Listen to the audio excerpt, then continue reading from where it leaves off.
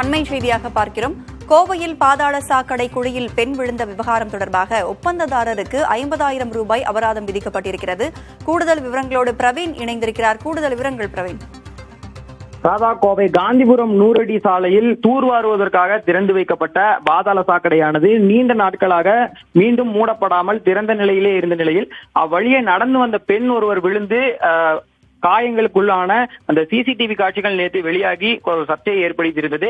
உடனடியாக நாம் நேரடியாக அந்த சம்பந்தப்பட்ட இடத்தில் அதே நிலை தொடர்கிறதா என்பது குறித்து கலாய்வு மேற்கொண்டு அதே நிலையில் இருந்ததை பதிவு செய்ததோடு மாநகராட்சி ஆணையரிடம் விளக்கம் கேட்டிருந்தோம். சம்பந்தப்பட்ட அந்த மண்டலத்திற்குட்பட்ட அதிகாரிகளை நேரடியாக சம்பந்தப்பட்ட பகுதிக்கு அனுப்பி ஆய்வு மேற்கொண்டவர்கள் உடனடியாக அளவீடு செய்து அதே பகுதியில் மீண்டும் அந்த திறந்த நிலையில் இருந்த அந்த பாதாள சாக்கடை மூடுவதற்கான பணிகளை நேற்றே துரித கதியில் அங்கேயே செய்திருந்தனர்.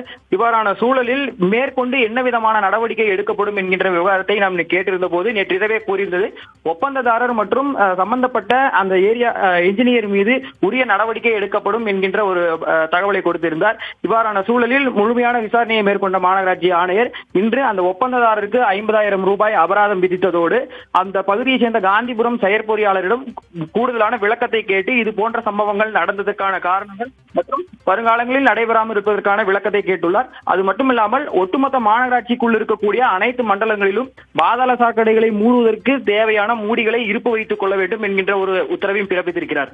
ராதா, விவரங்களை வழங்கியமைக்கு நன்றி பிரவீன்.